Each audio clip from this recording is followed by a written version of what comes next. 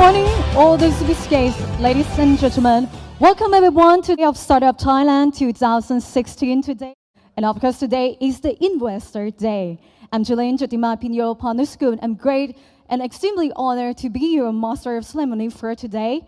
And of course, as I mentioned, we have a fruitful session lining up for all of you for today. To kick off today's agenda, we have our special occasion will be presented by Chief Executive Officer of the leading international airline, AirAsia. Will be cover and share the knowledge and the success story about the startup business, the road to success of AirAsia. It's the time that we will make our learner to understand what makes the AirAsia earn reputation take time. And so now to welcome on stage Chief Executive Officer of EasyJet. Ladies and gentlemen, please join me in welcoming Mr. Tony Fernandes.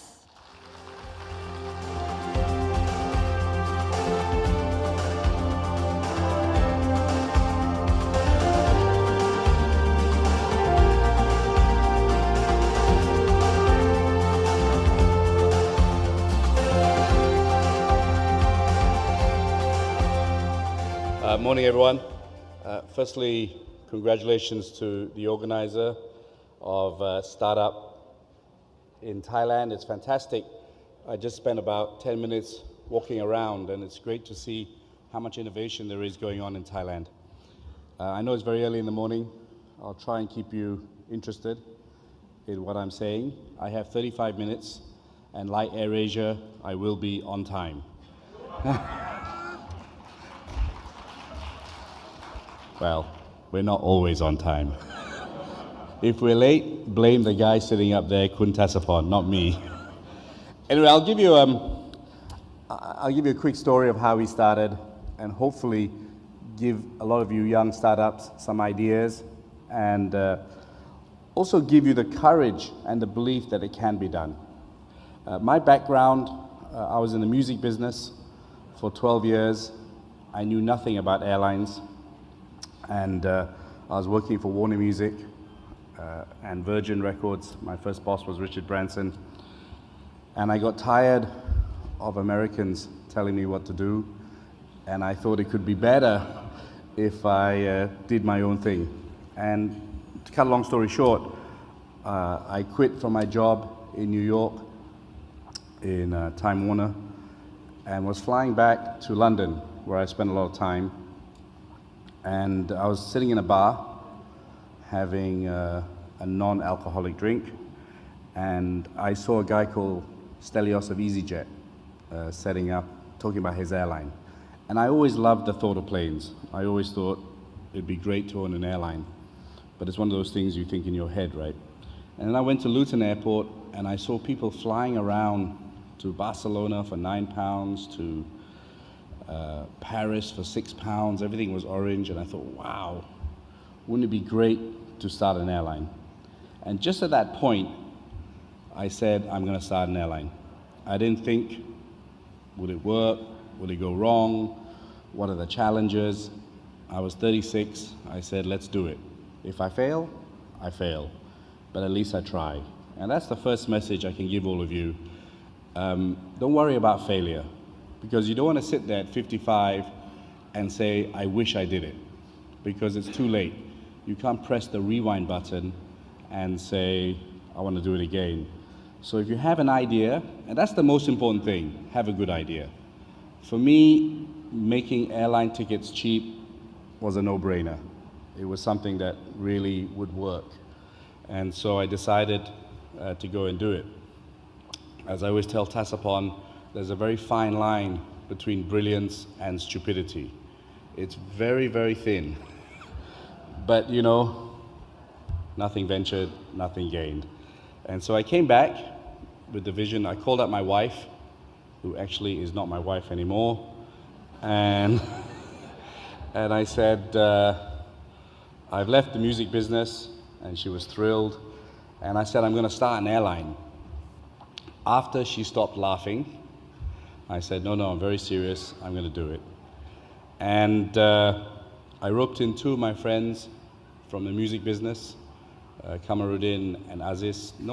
Everyone thought it was a joke, going from the music business to airlines. And later on, I asked Hasapon to join me to set up AirAsia Thailand. He was also from the music business. When I called him, he was with Ad Carabao having about the 17th whiskey at lunchtime. And I said, I'm going to start an airline. Of course, he laughed. But 2 days later, he joined and has built a fantastic airline in Thailand. So don't worry about people laughing at you. Don't worry about all the advice you give. If you have an idea, if it's in your heart, just do it. And it's fantastic that Thailand is pushing this so hard. It's really impressive for me. Just in the 10, 15 minutes I went round, unfortunately we're short of time. I would love to spend more time looking around, but I already saw 2 companies that AirAsia would love to be involved in. So I'll give you our story. Came back to Malaysia. We got a license to start AirAsia from the Prime Minister. He didn't give us a new license. He said, go buy an airline. And we had this presentation with him. He loved the idea. And so he said, I give you my blessing. And so we were all very excited for like 2 seconds. Then he said, but you have to buy an airline. And so we had like 500,000 US. That's all the money we had, me and my partners. So my partners came out and said, how are we going to buy an airline? And I said, no, there must be an airline for sale. Someone is on our side, that we saw the Prime Minister. And we found 2 airlines. One was called Pelangi Air. And we went to see them. And if you look at the balance sheet, actually you had to be God or pretty close to God to turn around that airline. I have never seen a balance sheet like that in my life. Actually, the balance sheet didn't balance. So we kind of moved away from that. And then we found AirAsia, which was owned by a big company, a big Malaysian conglomerate. And they had 2 planes, had lost about $150 million. And we went to see them and we said, can we buy your airline? And they said, you can have it tomorrow. And then I met the CEO and I said, can we buy it? And he said, yep, you can have it tomorrow. And he said, how much will you pay me for this airline? And I said, 25 cents. And he said, yep, you can still have it tomorrow. And I thought, damn, I should have said, pay me to take this airline away. And so on September the 8th, 2001, we signed to buy AirAsia. 3 days later was 9/11. Welcome to the airline business. And subject to due diligence, because me and my partner, Kamarudin, were mortgaging our house to get more cash in. And on December the 8th, 2001, we took over AirAsia. And that's us. We paid 1 ringgit, which is effectively 25 cents.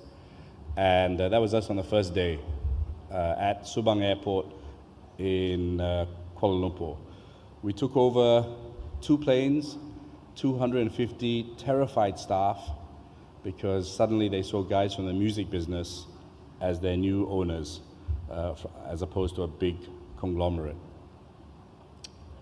I can already see this. And that was the old AirAsia. I'm going to give you my first lesson is on branding. So I don't know why airlines are fixated by animals. We have birds, we have tigers, we have lions.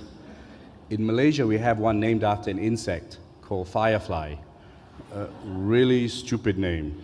Because it's the shortest living insect in the insect kingdom. So I decided, so the first lesson for you guys on branding, stick to one image. If you think of the biggest brands in the world, there's only one image in your mind. If I say Coca-Cola, you're all thinking of Coca-Cola. If I say Nike, you're all thinking of the swoosh. If I say McDonald's, you're thinking of the M. So we decided to drop the bird, which I always thought was facing the wrong way anyway, and use AirAsia as our logo. And we said, let's invest all our money, we didn't have very much money, into one image. And so again, when I'm walking around the exhibition, I saw companies with many logos, with different colors. You have very little attention to grab very little time to grab someone's attention. And so play with the best colors and play with one image so that it's catchy and make the name as easy as possible. And so that's where we've done. We changed our colors, we used AirAsia as the logo, and we started to buy Airbus. And over the last 14 years, we've had an incredible journey. We've gone from 2 aircraft to 200 aircraft. We fly over 200 routes, and we've carried 300 million people. And this year itself, we will carry 60 million people in a year. So we've gone from 200,000 passengers in our first year, in 2002, to this year we'll carry 60 million passengers.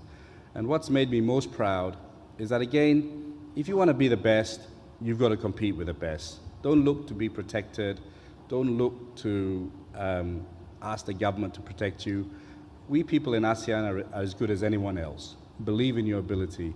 And over the last 14 years, 7 of those years, we have been the world's best airline, world's best low-cost airline. So it shows you what can be done if you have great staff and you have great people who really push the envelope. So that's over the last 14 years. So what's our secret? So this is what I hopefully will tell you. Please don't pass this message to any airline in Thailand, especially the bird one or the lion one. Okay, Tasapon's good friends. Okay, really the biggest part of our story today is people. Your biggest asset are the people you hire. AirAsia has gone from 200 staff to 17,000 people. And if you look around our company, many of these people have grown from within the company. I mean, if you look at Tasapon, he was selling Ad Carabao records. Now he's one of the top airline executives in the world. So my job is really to turn raw diamonds into diamonds, is to find people and show them that they are capable of doing a lot more than they actually believe they can. And that's your biggest asset as a startup, to find the right people to make it happen. AirAsia is not about 1 or 2 people. It's about a fantastic team that all has the same vision that can make it happen. So my second bit of advice is really surround yourself with good people, and surround yourself with people who have the same passion and the same vision. If you look at Irene, our CEO, she was just a finance manager. And about 3 years ago, I said, you could be a CEO. And now she's CEO of AirAsia Malaysia and doing a fantastic job and one of the top female executives in Malaysia. Ben was just an investor relations guy. And he came to me and said, you know, someone's offered me double my money to join another company. And I said, you can go. But I said, you could one day be CEO. You have the potential. Learn from me, learn from Taspon, learn from us, and you have that ability. And within 1 year, he became CEO of AirAsia X. So the way you grow your company is not just about the product, it's about the people in your organization. And Logan is a great story. I'm just going to move this. He was a Singapore Airlines steward. And I was coming into Singapore, and he came up to me in the airport and said, can I take a photograph? And I said, yeah, sure. And then he said, I'd love to work for AirAsia. And I thought, okay. So I said, look, if they let me into the country, because that time I was fighting with Singapore a lot, on KL Singapore route, I will interview you at the passport counter. And I interviewed him, and he was super smart. And half an hour later, we gave him a contract. I said, you wait here. And he resigned from Singapore Airlines. He was a leading steward. He joined us in guest services. 3 years later, he's CEO of AirAsia Singapore, and he's done an amazing job for us. The Singaporeans really didn't like me very much before, but thanks to Logan, he has transformed that relationship. And so people is also your brand. And just on branding, branding is not just about advertising outside. The most important part of branding to me is internal branding, making sure your staff know what your brand is all about. And we spend too much time sometimes on advertising, but not talking internally to your own staff, because they're your biggest really marketing tool, are your own staff. So we have a department, a culture department, that focuses on internal branding. And here are a couple of really great stories. You know, in the old days, I used to carry bags. I used to be a cabin crew, and I used to check in people. I did it for two reasons. One, we couldn't grow unless we couldn't grow unless we had good people. And secondly, I don't think you can be an effective CEO unless you go down to the ground and know what your team are doing, so you can make the right decisions. So, you know, when we went from 737 to Airbus, it's slightly taller. And we used to just throw in the bags in the 737. Actually, not throw in the bags. Lovingly put the bag, nice bag, Dr. Kopsak's bag, nice bag, put it in. And when we went to the Airbus, my boys came to me and said, look, we can't put bags, we can't throw them in. We need belt loaders. And I said, no, that's too expensive. We carry on. So the next time I was carrying bags, they put me on the Indonesian flights. Now, people who fly on AirAsia generally bring their house with them, okay? People who fly to Indonesia bring their neighbor's house as well. So there's a lot of bags, And I almost broke my back in the process. And I said, okay, I'm wrong, you're right, we go buy belt loaders. Now, if I didn't carry the bags myself, and I sat in my office, I would have made the wrong decision, and I probably would have started a union, and I probably would have created a lot of back operations. So I think it's important as a leader, no matter how fast you grow, no matter how high you get, no matter how rich you are, that you never lose sight of what your staff go through, and that you're open and available to them all the time. And here are two good stories, right? I mean, Tasapon, there were no female pilots in AirAsia. And I remember asking my chief pilot, why are there no female pilots? And he came up with the most ridiculous reason known to mankind, which can never be repeated. And I said, if a woman can run a country, she can certainly fly a plane. And today we have 62 female pilots. And the other day was history. Captain was female, co-pilot was female, all the cabin crew were female, and all the passengers were male. No, that last bit's not true. But again, I never understood why the airline industry missed out half of the population. And we would never have grown like we had if we didn't take different decisions. And the girl on the right was approached Tasapon after she won Miss Thailand and said she wants to be a pilot. And she's super smart. She came in and now she's about to be a captain, or she is a captain now. And so she came from Miss Thailand to be a captain in AirAsia. So we're the only airline in the world with a Miss Thailand flying for them, okay? Beat that, Singapore Airlines. But the moral of the story is, because we have a very flat structure, anyone can ask anything. Anyone can pick up the phone to Tasapon or me or anyone and say, this is my dream, this is what I want to do. There is no hierarchy. And that's what makes us unique, in that I rather have 17,000 brains working for me than just 10. Many Asian companies, the top 10 directors decide everything and the rest are implementers. But really for us, we believe that everyone has an idea and everyone can contribute, and it doesn't matter what school you went to or what university you went to, or even if you left school at 13, if you have a brain and you want to excel, we will give you the best chance. And that again is what I recommend to all of you here, is don't just look at the CV, because certain people came from different economic conditions. I was lucky, I went to a good university, but there are a lot of people who left school at 13 or 14 due to financial reasons, who are much, much smarter than me, which is the story on the right. When I was carrying bags, I met so many smart people who were carrying bags with me, but left school at 13 or 14. So when we started our cadet pilot program, we opened it up to everyone. I said, I don't care whether you went to university or Oxford or Cambridge, as long as you want to be a pilot and you have the brains, we will support you. And of the first 18 cadets, 11 came from within the company. Store boys, check-in assistants, and there was one boy from East Malaysia who had left school at 13 years old, but was super, super smart. and I gave him a scholarship because he didn't have money to even take the entrance exams. And he got the highest marks in Malaysian Flying Academy. And today, he's a captain in AirAsia. So he joined to carry bags, and now he's a captain in AirAsia and one of our best pilots, actually. So if we didn't think unconventionally, we would have missed that great talent. And Coogan, on the right-hand side, was very emotional for me. He was my dispatch boy. He used to deliver mail, and his dream was to be a pilot. It took him 11 times to pass the exams, but he passed it, and now he's a first officer in AirAsia and doing very, very well. So he just graduated about 8 months ago. So you imagine you join as a dispatch boy, and now you're a first officer.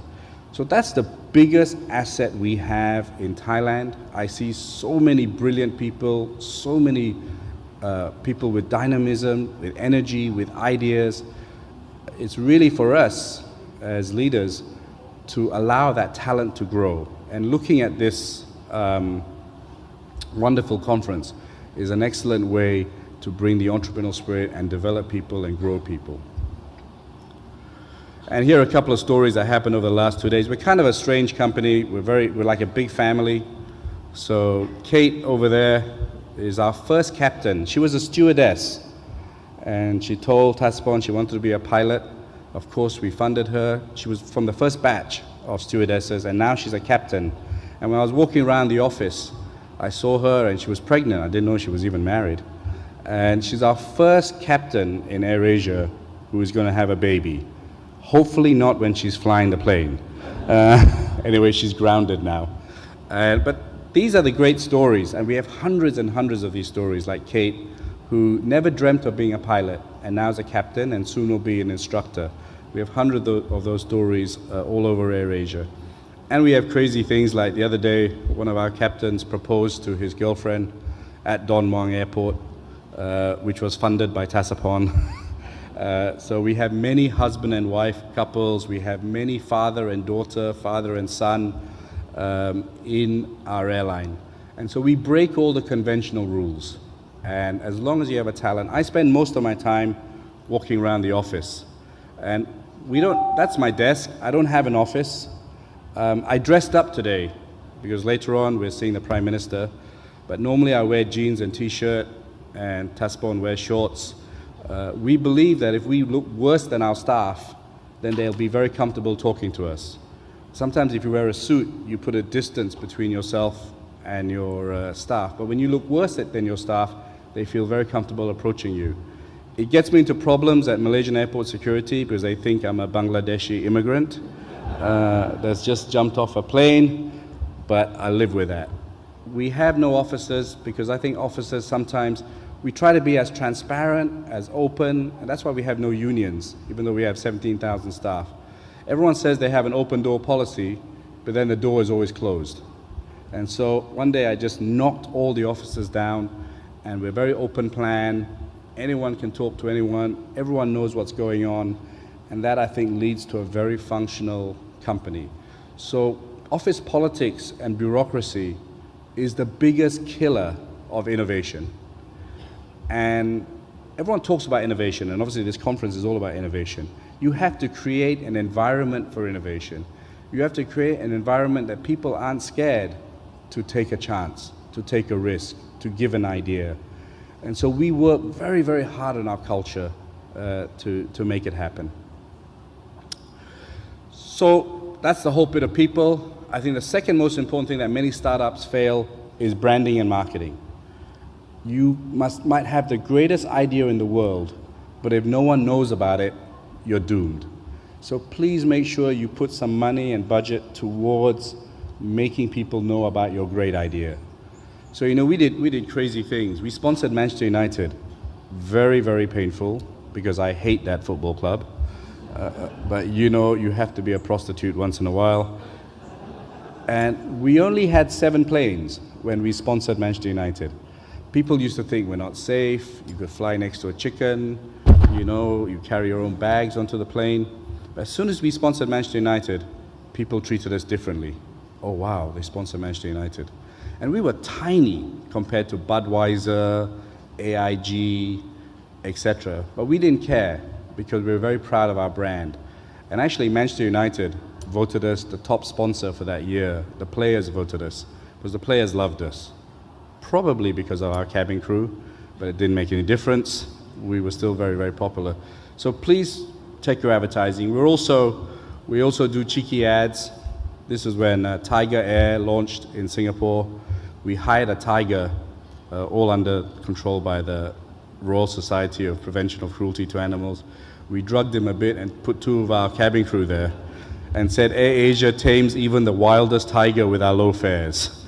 So we're always a bit controversial. When we started Macau, we said at least we have a low fare to take you home when you lose all your money. So please, please put some money towards branding. And as a startup, there's so many great ways now from when I did it 14 years ago. I'll come back to this in a second. Oops, we haven't got it here. But, or maybe it's coming. Social media is really a critical weapon for you as a startup to build your brand. And I'll come to it in a second. Also, as a startup, as I went right at the beginning of the speech, make sure you build a product that people want. And then you're halfway through. And look for markets and tap new markets. You know, we opened an airport in Utapao that no one was using before, only charter flights. We've done international flights from Hajai that, again, no one was using. And, you know, we've had fantastic discussions with Dr. Somkit, and we're looking at investing a lot more in Thailand, thanks to the openness and the very proactive stance of the government in working with business. And we believe we can open up many, many more direct routes. Thailand should be the center of ASEAN, and it should be the gateway to ASEAN, which also gives you a tremendous opportunity in building your business, which I'll come to it. Maybe I will move my head office here and buy an apartment in a place next to the Bangkok transit system. I'm told we're going to have a rail station to Don Muang soon. But you live in a fantastic country with fantastic opportunities, and we at AirAsia see the enormous potential that can be got here, and as a startup, really we can be the center of ASEAN. I'll talk about that for 1 second. ASEAN is a fantastic opportunity for startups, and if you look at Grab Taxi and Zalora, you know, because there's not much regulation, they have built ASEAN businesses very, very quickly. And as opposed to marketing to 70 million people, you're now going to market to 700 million people. And that's what we saw at AirAsia. We saw not just Malaysia, we saw a fantastic ASEAN market. And we've made ASEAN smaller because 50% of our routes are routes in ASEAN that were never done before. And hence we've created an ASEAN tourism market. And I believe in the tech space and the startup phase, there is tremendous opportunity from ASEAN. And the tech world is showing it, that you can break down these borders. And Grab Taxi is a fantastic example of that, and Zalora is a fantastic example.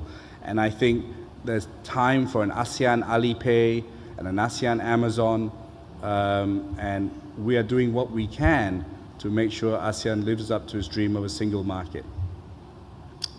And technology is your biggest friend against incumbents. AirAsia was able to grow very quickly because we were the first airline to use the internet. No one used the internet before us. Now 85% of our business is on the internet.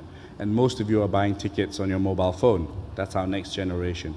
So really, against the big airlines, we were able to grow very fast because we use technology. And that's your big advantage. And the one on the right, bottom right, is your biggest branding weapon and your cheapest way to promote yourself.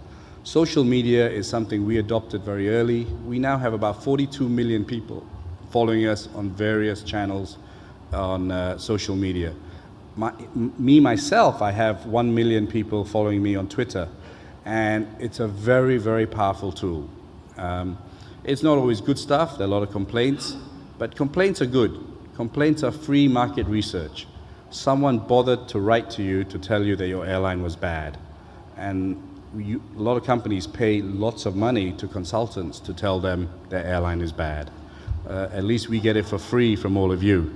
So use social media to build your brand. Use social media to hit a new market. I'm a big believer in Snapchat. I think it's going to be very, very powerful. I'm a big believer in video. And we have an incubator. So if there are any great ideas there, from content to fintech. We really would love to listen to your ideas. We have an incubator called Tune Labs, and at AirAsia, we're investing in many tech companies that have an ASEAN vision. So my email is tonyfernandes@airasia.com. If you have a great idea, send it to me. But in terms of branding, please, please, please put some money behind branding, and social media is a great way of doing that. I mentioned Thailand. I've mentioned kind of what I've said. I really believe, and having met Dr. Somkit, I have to say he's the best Deputy Prime Minister I've ever met. He's really quick. He really believes in entrepreneurs, which many governments fail to see. And I think you are the next generation in terms of generating more entrepreneurial value. And as I said, Thailand, I think, can be the center of economic growth and of spurring ASEAN, and that hence AirAsia is very committed and to look at investing in Thailand going forward. I mean, these are the possible destinations that we're looking at over the next few years. Before I finish the last thing, I want to tell you that being an entrepreneur, there's always going to be problems. Don't think it's smooth sailing. AirAsia, we've been through everything. SARS, bird flu, tsunami, earthquakes, national carriers, high oil, credit crisis, you name it, we've been through it. And obviously not so long ago we lost an aircraft, which was the worst day of my life. But there's always a way. Don't look as a crisis, don't read the bad press, don't think ASEAN is slowing down or Thailand is slowing down. You can always create a market. I'll give you two funny stories, but real stories. During SARS, do you remember SARS? No one wanted to fly, right? They all thought they were going to die. So I went to my marketing team and said, triple your advertising now. And they said, what drugs are you taking? I said, no. It's the best time to build our brand because every airline is cutting their flights. Every airline doesn't want to advertise. To build your brand during a crisis is the best time. Plus, I knew Malaysians very well. If you put a fare low enough, they will risk their lives. Okay? 800 ringgit to KK, SARS. 80 ringgit, who cares? I'm going. So you can always find a way, guys. You can always find a way. After the Bali bomb, no one wanted to fly to Bali. And everyone wanted to cancel their flights, and airlines were cutting their flights. And I told my team, we cannot cut a flight. We've made a lot of money from Bali. This is the time they need us the most. And that's why, and then we came up with a Love Bali campaign, 5,000 free seats. And again, Malaysians and Thais didn't let me down. Free seat, and they weren't scared of bombs either, right? And we sold the free seats in like 10 minutes. Now again, that's free marketing because the guys who got the free seats would tell 10,000 of their friends that Bali was great. Because us Asians, we love to tell our friends if we get a good deal. And so that was the best marketing campaign we did because the 5,000 people that went there came back and told maybe 5 million people that Bali was fine. And we never ever canceled the flight. And we were the first airline to fly to Narita Wat. No one wanted to fly to Narita Wat. And Tasapon said, we'll fly. Because we believe in engaging the community and creating links. We never canceled a flight during the tsunami at Phuket, and we were the only airline to start a flight to Aceh, and Aceh was completely destroyed after the tsunami, but we said we need to fly to Aceh and help the community, and we've gone from 1 flight a day now to 2 flights a day. So again, don't look at crisis as negative, don't get depressed, there will be bad days. As a musician, which Tasapon and me are, if things are bad, we play the blues. If things are good, we play rock and roll. So don't worry, there will always be bad days, but keep your spirit up and believe in what you're doing and believe in your ability, and it's amazing what you can do. And finally, as I mentioned, we would love to work with you. We would love to support you. We came from where you're sitting. We were nothing. We had 2 planes, no money, just a dream. And a lot of people laughing at us. And so our mission in life is to help entrepreneurs, is to give people a chance using our huge client database, our huge data. we are big believers in big data, and we're investing a huge amount of money in big data. I think that's a big advantage. And so many startups are coming to us because you can use our infrastructure to build your business. And we will support you, and we will give you time. And it's not just in the tech field. You know, we're looking at setting up a coffee business. We supported a fantastic community in the north of Thailand, Musa Coffee, and we see so many great coffee farms. In fact, the best coffee comes from Southeast Asia, Indonesia, Laos, Vietnam, and we saw so many small coffee owners actually not profiting from this fantastic opportunity in business. And so we decided that we're going to start a coffee business, and we started selling it on AirAsia. And we think it's time for ASEAN to have a brand. And yesterday we had a fantastic meeting with Kun Thanapa of Thai Beverage, and hopefully together we can build something that's very special and help create new entrepreneurs and help the farmers all over Thailand. And I think Thai food is amazing. And again, we have 60 million people, so we can push a lot of new products on our aircraft. So we treat creating entrepreneurs very seriously. Please take me seriously. If you have a great idea, email me, tweet me, Facebook me, or just grab me as I'm going out. And who knows what can come. You don't try, you don't know. And that's my philosophy in life. And Taspon asked me to put this up. Forget the bloody picture. But I didn't have time to change it when I saw it. But I always say, dream the impossible. Don't let anyone tell you you can't do it. Never take no for an answer. Just keep fighting. From dreams comes some reality. You never know what you can do. And don't let anyone tell you can't do it. And believe the unbelievable. You're looking at two guys here who are selling Ad Carabao records and drinking a lot of Mekong whiskey. We're still drinking the whiskey, but we're now changing the way the airline is, and hopefully will help some of you become great entrepreneurs. And believe in ASEAN. Okay? Thank you very much for listening, and good luck in all that you do. This is Mr. Tony Fernandes. Thank you very much. Well, every single word that Mr. Tony is sharing with us today that can inspire us a lot. Thank you very much once again. Distinguished guests, if you love his speech, please give a big round of applause for Mr. Tony Fernandes again. We take a bow to you. Thank you very much.